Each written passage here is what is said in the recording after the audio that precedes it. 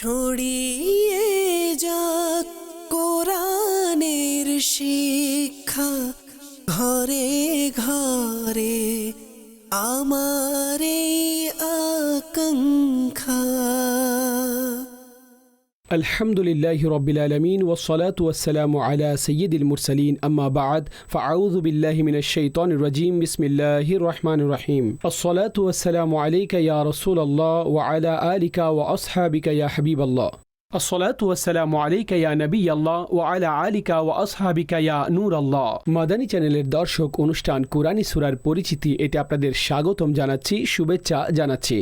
আল্লাহ পাক আমাদেরকে কোরআনে পাকের জ্ঞান দান করুন, কোরআনে পাকের বুঝ দান করুন, কোরআনের আলো দ্বারা আমাদের অন্তরাত্মাকে আলোকিত করুন। আমাদের প্রিয় নবী সাল্লাল্লাহু আলাইহি ওয়াসাল্লামের ফরমানে আজমত আলিশান হলো, যায়্যিনু মাজালিসাকুম বিসসালাতি আলাইয়া ফাইন্না সালাতাকুম আলাইয়া নূরুল লাকুম ইয়াউমাল কিয়ামা। নিজেদের মজলিস সমূহ আমার উপর দরুদ পাঠের মাধ্যমে সজ্জিত করো, যে তোমাদের আমার উপর দরুদ পাঠ করা কিয়ামতের দিন তোমাদের জন্য নূর হবে। সল্লু আলাল হাবিব সাল্লাল্লাহু তাআলা আলা মুহাম্মদ সাল্লাল্লাহু আলাইহি ওয়া আলিহি ওয়াসাল্লাম। দর্শকবৃন্দ, এই প্রোগ্রামে আমরা বিশেষ করে কুরআনে মাজিদ ফুরকানে হামিদের কোন একটি সূরা মুবারকা তার কিছু প্রেক্ষাপট সেগুলো আরজ করার চেষ্টা করে থাকি। সূরা মুবারকার পরিচিতি, সেটা কি মক্কি নাকি মাদানী? জি হ্যাঁ, কোরআনে মাজিদ ফুরকানে হামিদের কিছু সূরা রয়েছে, সেগুলো মক্কি সূরা, আর কিছু সূরা যেগুলো মাদানী সূরা। সংখ্যার বিবেচনায় 114টি সূরা কোরআনে মাজিদ ফুরকানে হামিদের মধ্যে রয়েছে, আর তার মধ্য থেকে 86টি সূরা অর্থাৎ 86 এই সূরাগুলো হচ্ছে মক্কি সূরা, আর বাকি 28 অর্থাৎ 28 এত সংখ্যক মাদানী সূরা রয়েছে। মক্কি সূরা দ্বারা উদ্দেশ্য হিজরতের পূর্বে যে সূরাসমূহ নাজিল হয়েছে, তো সেগুলোকে মক্কি সূরা বলা হয়ে থাকে। আর মাদানী সূরা হচ্ছে যেগুলো হিজরতের পরে যেগুলো নাজিল হয়েছে। আজকের সূরাই মুবারকা হচ্ছে সূরা হিজর। কুরআনে মাজিদ ফুরকানে হামিদের মধ্যে সূরা ইব্রাহিমের পরে সূরা হিজর রয়েছে, আর 14 পারার শুরু থেকে শুরু করে বরং 13 পারার শেষের আয়াত থেকে এভাবে বলা যায় যে এই সূরায়ে মুবারকা শুরু হয়েছে। এই সূরায়ে মুবারকা মক্কায়ে মুকাররমার মধ্যে নাজিল হয়েছে, আর এই সূরার 6টি রুকু আর 99 আয়াত রয়েছে। এই সূরায়ে মুবারকার নাম হিজর এই সম্পর্কের ভিত্তিতে রাখা হয়েছে যে মদিনায়ে মুনাওয়ারা এবং শামের মধ্যখানে একটি পাহাড় রয়েছে, সেই পাহাড়ের নাম ছিল হিজর, আর এই কারণেই এই সূরায়ে মুবারকার এই নাম রাখা হয়েছে। সেই গোত্রে থাকা কওমে সামুদের ঘটনা যেহেতু এই সূরায়ে মুবারকার মধ্যে বর্ণিত হয়েছে, তো এই জন্য এই সূরায়ে মুবারকাকে সূরা হিজর হিসেবে নামকরণ করা হয়েছে। হিজর শব্দের অর্থ হচ্ছে নিষেধ করা, বাধা দেওয়া। এজন্য আকলকেও হিজর বলা হয়ে থাকে। এটার উদ্দেশ্য এটা, অর্থ এটা যে এটা আমাদেরকে ভালো খারাপ জিনিসের মধ্যে পার্থক্য করার সুযোগ দেয়, আর খারাপ কাজ থেকে আমাদেরকে বাধা প্রদান করে। তো এই জন্য এটাকেও হিজর বলা হয়ে থাকে। এই হিজর নামক স্থানের ব্যাপারে হাদিসে পাকের মধ্যেও এই ব্যাপারে বর্ণনা উঠে এসেছে। আর যেহেতু সেই পাহাড়ের মধ্যে সেই কওমে সামুদ ছিল যে যারা আযাবের মধ্যে পড়ে গিয়েছিল, যে হযরতে সালেহ আলাইহিস সালামের উটনি যেহেতু সেখানে ছিল, আর সে সালেহ আলাইহিস সালামের উটনির ব্যাপারে এটা বলা হয়েছিল যেহেতু একটি কূপ ছিল, তার মধ্যে একদিন তোমরা পানি ভর্তি করবে, আর একদিন সেই উটনির জন্য তোমরা পানি ছেড়ে দাও। আর হযরতে সালেহ আলাইহিস সালামের উটনি সেখান থেকে পানি পান করতেন। পরিশেষে সেই জাতি আল্লাহর সেই নবী এর নাফরমানি করে বসল, আর সেই উটনির পাসমূহ তারা কর্তন করে ফেলেছিল, আর তারা আযাবের অংশীদার হয়ে গিয়েছিল। রাসূলুল্লাহ সাল্লাল্লাহু আলাইহি ওয়া আলিহি ওয়াসাল্লাম ইরশাদ করলেন, তোমরা সেই আযাব প্রাপ্ত কওমের পাশ দিয়ে কান্নারত অবস্থায় অতিক্রম করো। আযাব প্রাপ্ত কওমের পাশ দিয়ে কান্না অবস্থায় অতিক্রম করো।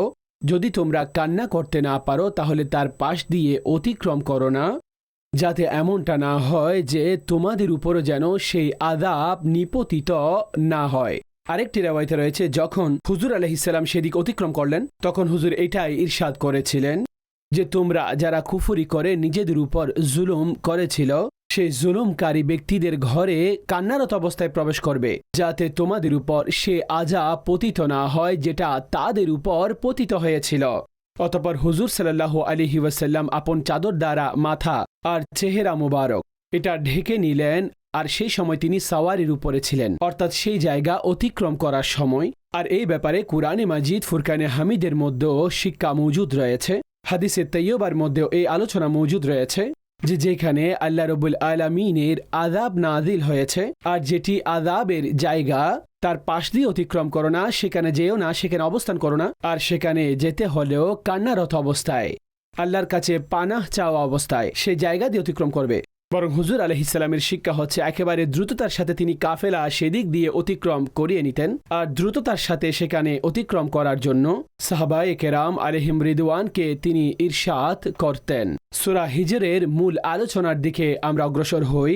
যেহেতু এই সূরা মুবারকা মক্কায়ে মুকাররমার মধ্যে নাজিল হয়েছে, আর অন্যান্য সূরার মতো এই সূরা মুবারকার মধ্যেও আল্লাহ রাব্বুল আলামিনের ওয়াহদানিয়ত, আল্লাহর কুদরত, নবী সাল্লাল্লাহু আলাইহি ওয়াসাল্লামের নবুয়ত, মৃত্যুর পরে দ্বিতীয়বার জীবিত করা আর আমলের পরিণাম পাওয়া, এই সমস্ত বিষয়াদি অসংখ্য দলিল সহকারে এই সূরা মুবারকার মধ্যে বর্ণনা করা হয়েছে। আরেকটি বিষয়, গুরুত্বপূর্ণ বিষয়, কোরআনে মাজিদ ফুরকানে হামিদের হেফাজতের জিম্মা এটা আল্লাহ নিজে আল্লাহর জিম্মায়ে করমের মধ্যে, জিম্মায়ে রহমতের মধ্যে নিয়েছেন। তো এই সূরা মুবারকার মধ্যে এই বিষয়টিও বর্ণনা করা হয়েছে। তার সাথে সাথে আল্লাহ পাকের আম্বিয়া এবং রাসূলগণের সাথে কাফেররা, মুশরিকরা যে ব্যবহার উনাদেরকে উপহার দিয়েছে সেই বিষয়গুলো এই সূরা মুবারকার মধ্যে বর্ণনা করা হয়েছে। হযরতে আদম আলাইহিসসালামকে যে ফেরেশতাগণ সিজদা করেছেন, আদম আলাইহিসসালামের যে সৃষ্টি হয়েছে, আর শয়তান সিজদা না করার কারণে যে মরদুদ হয়ে গেছে, এই সমস্ত বিষয়াদি অন্যান্য পারার মধ্যে যেভাবে ইরশাদ হয়েছে অনুরূপ সূরা হিজরের মধ্যে আল্লাহ পাক আলোচনা করেছেন। আর শয়তানকে দেওয়া সেই সময়ের ব্যাপারেও উল্লেখ করা হয়েছে, যে সময় সে চেয়েছিল এবং তাকে সেই সময় দেওয়া হয়েছে। আসুন দর্শক, এখন অগ্রসর হই কিছু এই বিষয়াদির দিকে আর সে আয়াতে মুবারকা সমূহের দিকে। সবচেয়ে বেসিক এবং প্রথম আয়াতে মুবারকা, যেটা এই সূরার সাবাবে নুজুল এবং শানে নজুলও এতে বর্ণিত হয়েছে। কুরআনে মাজিদ ফুরকানে হামিদের মধ্যে আল্লাহ রাব্বুল আলামিন ইরশাদ করেন, রুবামা ইয়াওয়াদ্দুল্লাযীনা কাফারু লাউ কানু মুসলিমিন। কাফেররা এটা আকাঙ্ক্ষা করবে যে যদি তারাও মুসলমান হতো। হাদিসে পাকের মধ্যে আবু মুসা আশআরী রাদিয়াল্লাহু তাআলা আনহু বর্ণনা করেন যে রাসূলুল্লাহ সাল্লাল্লাহু আলাইহি ওয়াসাল্লাম ইরশাদ করেছেন যে যখন জাহান্নামবাসী জাহান্নামে যাবে, কাফেররাও জাহান্নামে যাবে, তো তাদের সাথে কিছু মুসলমানও জাহান্নামে যাবে। তো যখন কাফেররা সেই মুসলমানদেরকে দেখবে তখন বলবে আমরাও শাস্তি পাচ্ছি, তুমিও শাস্তি পাচ্ছ, তো তোমার ইসলাম, তোমার ঈমান তোমাকে কে উপকার দান করেছে? তারা মূলত সেখানে তাদের কাছ থেকে এক ধরনের একটি প্রশ্ন করবেন সমালোচনা হিসেবে। তো মুসলমান তাদেরকে জবাব দিবে যে আমাদের কিছু গুনাহ ছিল যার কারণে আমাদের গ্রেফতার করা হয়েছে, আর তার শাস্তির জন্য আমাদের জাহান্নামে দেওয়া হয়েছে। এখন এই যে প্রশ্ন, এই প্রশ্নের উত্তরে মুসলমান কাফেরদেরকে যে উত্তর দিল সে জাহান্নামে, বলেন এই কথা শুনে আল্লাহ রাব্বুল আলামিনের পক্ষ থেকে হুকুম হবে যে যত সংখ্যক মুসলমান রয়েছে তাদেরকে দোজখ থেকে বের করে নেওয়া হোক। অর্থাৎ তাদের সেই ঈমানের দৌলতের কারণে বলা হবে যে তাদেরকে দোজখ থেকে বের করে নেওয়া হোক। যখন উনাদেরকে দোজখ থেকে বের করে নেওয়া হবে তো কাফেররা দেখবে, বলবে হ্যাঁ এই মুসলমানরা অপরাধের কারণে জাহান্নামে এসেছিল, এখন বের করে নেওয়া হয়েছে। রুবামা ইয়াওয়াদ্দুল্লাযীনা কাফারু লাউ কানু মুসলিমিন। তখন তারা আশা করবে, আকাঙ্ক্ষা করবে, হায় যদি আমরাও মুসলমান হতাম, তাহলে এখান থেকে বের হয়ে যেতাম, এই আযাব থেকে আমরা ছুটি পেয়ে যেতাম, বেঁচে যেতাম। বললেন এই আয়াতের পরে রাসূল পাক সাল্লাল্লাহু আলাইহি ওয়াসাল্লাম এই আয়াতে মুবারকা তিলাওয়াত করলেন। বিসমিল্লাহির রহমানির রহিম, আলিফ লাম রা, তিলকা আয়াতুল কিতাবি ওয়াল কুরআনিম মুবিন, রুবামা ইয়াওয়াদ্দুল্লাযীনা কাফারু লাউ কানু মুসলিমিন। এই কিতাব আর আলোকিত কুরআনের আয়াত। কাফেররা অনেক আকাঙ্ক্ষা করবে, হায় যদি তারা মুসলমান হতে পারত। দর্শকবৃন্দ, এতে জানা গেল ঈমান কত বড় দামি জিনিস। ঈমানের সাথে পরিসমাপ্তি হলো ঈমান বাঁচিয়ে ঈমান এর উপর দৃঢ়তার সাথে দুনিয়া থেকে চলে গেলেন। তো কোনো ঈমানদার যদি গুনাহের কারণে জাহান্নামে চলেও যায়, তথাপিও তার ঈমানের কারণে তাকে জাহান্নাম থেকে বের করে নিয়ে আসা হবে, আর তার তকদির হবে জান্নাত, জান্নাতে প্রবেশ তাকে করানো হবে। কিন্তু যারা কাফির তারা সব সময়ের জন্য জাহান্নামে থাকবে, আর তারা আকাঙ্ক্ষা করবে কিয়ামতের দিন আকাঙ্ক্ষা উভয়ের থাকবে। কাফেররাও আকাঙ্ক্ষা করবে আর মুসলমানও আকাঙ্ক্ষা করবে। আপনারা আশ্চর্য হবেন, মুসলমান কেন আকাঙ্ক্ষা করবে? কাফের এই জন্য আকাঙ্ক্ষা করবে যে আমি যদি মুসলমান হতাম, যদি ঈমান আনতাম, আমিও মুসলমানদের সে পুরস্কার পেয়ে নিতাম। কিন্তু তার সে আকাঙ্ক্ষা, আফসোসের আকাঙ্ক্ষা হবে যে আমি মুসলমান হলাম না, এখন আমার অবস্থা এমন হয়েছে। কিন্তু মুসলমান ও নেককার লোকেরাও আকাঙ্ক্ষা করবে, হায় যদি আমি আমার আমলকে আরো বেশি সুন্দর করতাম, আরো বেশি বেশি আমি আমল করতে পারতাম, নেক আমল বেশি করতে পারতাম। নেককার লোকদের মধ্যে এমন কেউ থাকবে না যারা এই আকাঙ্ক্ষা করবে না। নবী করিম সাল্লাল্লাহু আলাইহি ওয়াসাল্লামের একটি হাদিস, যে যদি বান্দা তার জন্মের দিন থেকে নিজের মুখমণ্ডল ঝুঁকে যায়, এমনকি আল্লাহর অনুসরণে সে বৃদ্ধ হয়ে যায় আর বৃদ্ধ হয়ে এতেই মারা যান, তো সেই দিন অর্থাৎ কিয়ামতের দিন সে তার ইবাদতকে তুচ্ছ মনে করবে এবং আকাঙ্ক্ষা করবে যে আমাকে দুনিয়াতে যেন ফেরত দেওয়া হয়, যাতে আরও বেশি ভালো কাজ করতে পারে। অর্থাৎ মুসলমানদের এই আকাঙ্ক্ষা আরও বেশি আল্লাহর নৈকট্য হাসিলের জন্য হবে। ইবাদত যত সংখ্যক হোক, আকাঙ্ক্ষা এটা রাখবে যে দুনিয়াতে ফিরিয়ে দেওয়া হোক, আরও ইবাদত করব, আরও ইবাদত করব। দর্শকবৃন্দ, এখনো সুযোগ রয়েছে, প্রত্যেকের কাছে সুযোগ রয়েছে। এই দুনিয়া আমলের জায়গা, আখেরাতে কবরে চাইলেও তো সেই ব্যক্তি কোনো ধরনের কোনো ইবাদত করতে পারবে না। সেই ইবাদতের পুরস্কার এবং সওয়াব তার জন্য সে কবরেও পাবে, হাসরেও সে পাবে, যা দুনিয়ার মধ্যে সে করে গিয়েছিল। তো এই জন্য নিজের ইবাদত, নিজের রিয়াজত, আল্লাহর নৈকট্য অর্জন, এতে অধিকন্তু নিজের চেষ্টা অন্তর্ভুক্ত রাখুন। আর কাফেরদের মতো কিয়ামতের দিন আকাঙ্ক্ষা করবে, দুনিয়ার মধ্যে সেই স্বাদ পাচ্ছে, আলিশান জায়গা দেখছে, সেই টাকা দেখছে, আকাঙ্ক্ষা, ইচ্ছা, এই সব কিছু দুনিয়ার মধ্যে। বলা হচ্ছে সেই ইসলামের বাউন্ডারির মধ্যে নেই, মুক্ত। এই জন্য বলা হয়েছে মুমিনদের জন্য দুনিয়া জেলখানা আর কাফেরের জন্য জান্নাত। অর্থাৎ তাদের জন্য তো জেলখানা, যে তারা একটি বাউন্ডারির মধ্যে থেকে জীবন অতিবাহিত করেন। ব্যবসা, চাকরি, কর্মচারী, একে অন্যের কাছ থেকে প্রাপ্ত হক রয়েছে, বিবাহ শাদী রয়েছে, কাজকর্ম রয়েছে, সমস্ত কাজ সেগুলো শরীয়ত অনুযায়ী। অতঃপর নিজের ইবাদতসমূহ এগুলো এর মধ্যে রয়েছে। তো মুমিন নিজের জীবনকে একটি সীমিত পর্যায়ে পরিচালনা করেন। কাফির দুনিয়ার মধ্যে তো অনেক আরাম আয়েশের সাথে সে বলে যে আমার উপরে কোনো ধরনের কোনো পাবন্দি নেই। কুরআনে মাজিদ ফুরকানে হামিদের মধ্যে আল্লাহ সেই মুশরিকদের অবস্থাও বর্ণনা করেছেন। আর নবী করিম আলাইহিস সালামকে বলেছিলেন, যারহুম ইয়াকুলু ওয়া ইয়াতামাত্তাউ ওয়া ইউলহিহিমুল আমালু ফাসাউফা ইয়ালামুন। আপনি তাদের ছেড়ে দিন, আপনি তাদের ছেড়ে দিন, খেতে থাকুক, ভোগ করতে থাকুক, আশা তাদেরকে মোহাচ্ছন্ন করে রাখুক। তার আকাঙ্ক্ষায় রয়েছে, যেটাকে বলা হয় লম্বা লম্বা আকাঙ্ক্ষা রয়েছে তাদের, তারা এটার মধ্যে রয়েছে, অনতিবিলম্বে জানতে পারবে। অর্থাৎ দুনিয়ার মধ্যে তো তারা ঈমান, অনুসরণ, আল্লাহর নৈকট্য এই ধরনের কাজ করতে তারা গাফেল রয়েছে। কিন্তু যখন আখিরাতে তারা আসবে, অতঃপর ফাসাউফা ইয়ালামুন, তখন তারা বুঝতে পারবে, হায় যদি সেই সময় সে কাজ করে নিতাম, আমরা ঈমানের দৌলত পেয়ে যেতাম, নেক আমল করতাম, ভালো আমলের কারণে নিজেদের অবস্থান তৈরি হতো। তারা সেই সময় আকাঙ্ক্ষা করবে। কিন্তু দুনিয়ার মধ্যে তারা অনেক লম্বা লম্বা একটি সময় বেঁধে নিয়েছিল, তো এই জন্য এখন তাদের অবস্থায় ছেড়ে দেওয়া হবে। দর্শক, এমন লম্বা আকাঙ্ক্ষা যার মধ্যে ব্যক্তি আখিরাতের চিন্তা থেকে দূরে সরে যায়, তো এটা মানা যাবে না। নবী করিম সাল্লাল্লাহু আলাইহি ওয়াসাল্লাম ইরশাদ করেছেন, অনেক বৃদ্ধের অন্তরও দুটি আকাঙ্ক্ষা তার মনে সব সময় থাকে। অর্থাৎ বৃদ্ধ হয়ে গেছে কিন্তু দুইটি বিষয়ে তার অন্তর একেবারে যুবক। সে দুটি বিষয় হচ্ছে দুনিয়ার ভালোবাসা আর 2 নাম্বার আকাঙ্ক্ষা করতে থাকা। অর্থাৎ বৃদ্ধ হয়ে গেছে তথাপিও তার মধ্যে লম্বা লম্বা আকাঙ্ক্ষা থেকে যায়, অনেক লম্বা লম্বা আকাঙ্ক্ষা থাকে। দুনিয়াতে সম্পদের মহব্বত এটা অন্তর থেকে বের হয় না, ইল্লা মাশাআল্লাহ। অর্থাৎ প্রায় বৃদ্ধ হয়ে গেছে, সময় এমন এসেছে যে প্রকাশ্যে ওনার মতো অনেকে এখন পৃথিবীতে আর নেই। অর্থাৎ নিজের আশেপাশে যদি তিনি দেখেন আপন আত্মীয়দের, বন্ধুদেরকে, তারা তো দুনিয়া ছেড়ে চলে গেছে। কিন্তু কি আকাঙ্ক্ষা বড় যে যেই ব্যক্তিটা চিন্তা করে যে কারো মৃত্যু সংবাদ আসার পরে যে তার অ্যাক্সিডেন্ট হয়েছে, আমার তো হয়নি, আমার তো হবে না, সে অসুস্থ, আমার সাথে তো এমন বিষয় নেই। অনেক সময় রোগ একই রকম হয়ে থাকে, সে ব্লাড প্রেশারের রোগী শুট হলো আর এই বিষয়টি ঘটে গেল। এই ব্যক্তিও ব্লাড প্রেশারের রোগী, সেই সুগারের রোগী, এই ব্যক্তিও সুগার রোগী। কিন্তু যেহেতু একটি লম্বা আকাঙ্ক্ষার উপরে আশা নিয়ে বসে আছে এবং লম্বা লম্বা তার আকাঙ্ক্ষা রয়েছে, আর দুনিয়ার ভালোবাসা এমনভাবে অন্তরের মধ্যে ছেয়ে আছে, বলা হচ্ছে বৃদ্ধের অন্তরেও এই দুটি বিষয় যৌবনের মতো কাজ করে। অর্থাৎ দুনিয়ার ভালোবাসা বের হয় না, আর লম্বা আকাঙ্ক্ষাও শেষ হয় না। রাসূলুল্লাহ আলাইহিস সালাম ইরশাদ করেছেন, আমি আমার উম্মতকে নিয়ে দুটি বিষয়ে বেশি ভয় করি। দুটি বিষয়ের ভয়, একটি হচ্ছে প্রবৃত্তির অনুসরণ করা, আর একটি লম্বা আকাঙ্ক্ষা করা। আমি আমার উম্মতদেরকে নিয়ে এই দুটি বিষয়ের ভয় করে থাকি।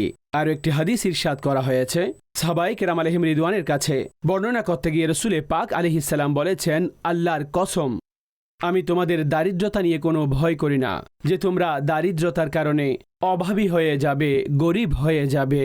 এই অভাব দারিদ্রতাকে আমি ভয় করি না, বরং তোমাদেরকে নিয়ে এই বিষয়ে আমি ভয় করি যে তোমাদের জন্য দুনিয়া সংকীর্ণ করে দেওয়া হবে, যেভাবে তোমাদের পূর্বের লোকদের কাছে দুনিয়া সংকীর্ণ করা হয়েছে। আর তোমরাও দুনিয়াকে এমনভাবে ভালোবাসতে থাকবে যেভাবে সেই লোকেরা করেছিল। অতঃপর এই কারণে ধ্বংসে পৌঁছে যাবে। আল্লাহু আকবার। এই কারণে তোমরা ধ্বংস হয়ে যাবে, ধ্বংসের দ্বার প্রান্তে পৌঁছে যাবে। অর্থাৎ তিনি বললেন যে দারিদ্রতার ভয় নয়, অভাবের ভয় নয়, বরং ভয় হচ্ছে দুনিয়া তোমাদের উপর সংকীর্ণ হবে। আজ কিছু লোক এই দিকে এত বেশি ঝুঁকে পড়ে, মনে রাখবেন এতে কারো ভরবে না, অর্থাৎ কারো পেট এতে ভরবে না। অর্থাৎ মানুষ একটি চাইলে তারপরে তার ডাবল, সেটা হলে তার ডাবল, তারপরে তার ডাবল। এটি একটি লম্বা আকাঙ্ক্ষা আর লম্বা চাহিদা, এটা কখনো শেষ হবে না। শুধুমাত্র এটা যে আল্লাহ এবং তার রাসূলের ভয় এবং অনুসরণের আকাঙ্ক্ষা অন্তরে রেখে দুনিয়ার মধ্যে সে এমন আয় করে আর নিজের জীবন পরিচালনা করে যে যার কারণে সে কারো সামনে মুখাপেক্ষী হবে না, কারো কাছে চায় না, কারো কাছে ভিক্ষা চায় না, বাস এতটুকু দুনিয়া থেকেও নেয় আর সাথে সাথে আল্লাহকেও স্মরণ করেন আর রবকে সন্তুষ্ট করার জন্য কাজও করেন। এমনই করা উচিত। আরও কিছু বিষয়বস্তুর দিকে অগ্রসর হচ্ছি। সূরা হিজরের আয়াত নাম্বার 9।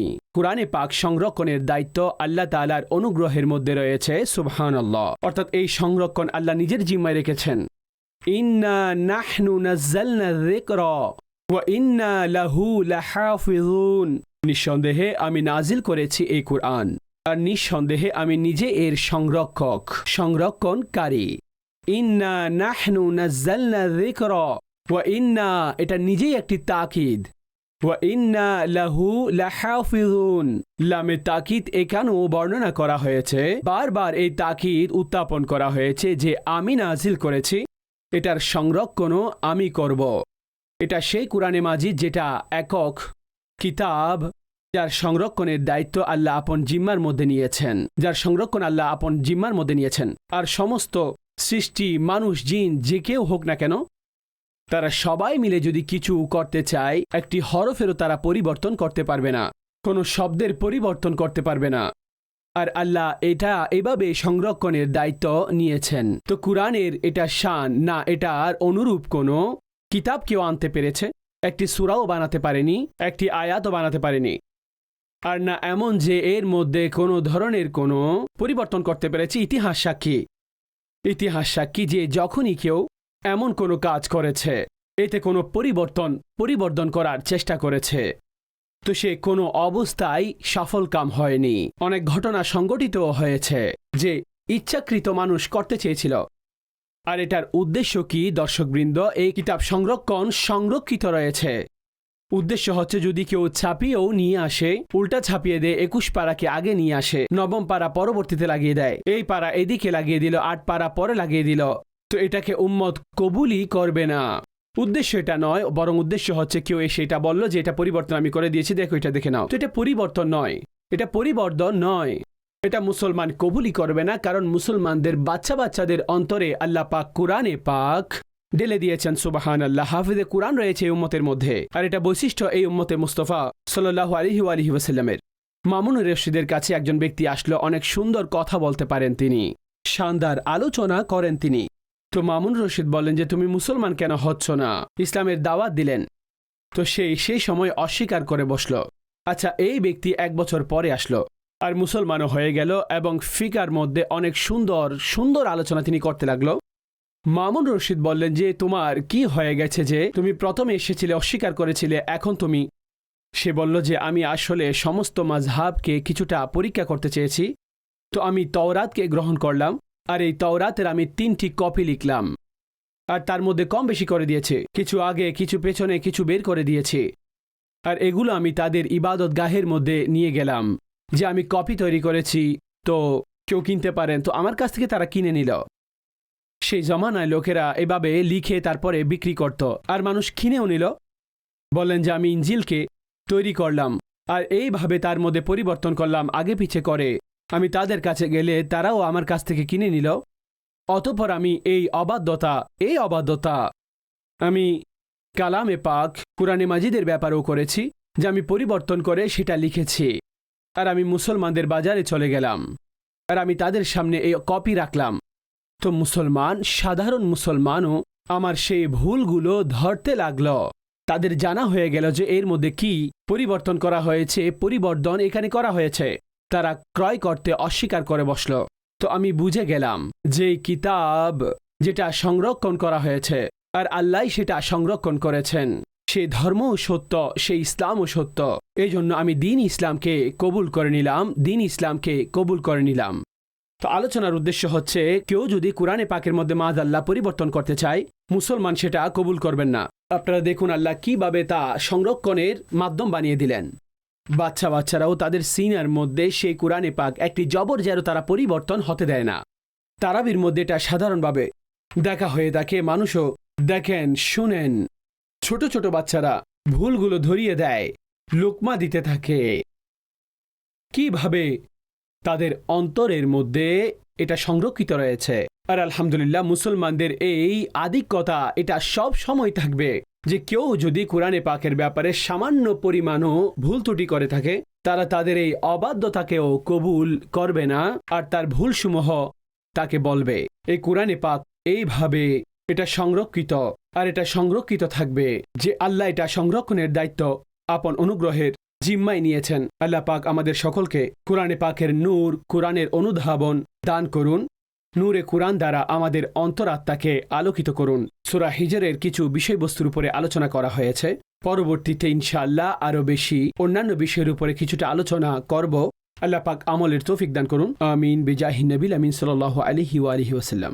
ছড়িয়ে যাক কোরআনের শিক্ষা, ঘরে ঘরে আমার এই আকাঙ্ক্ষা।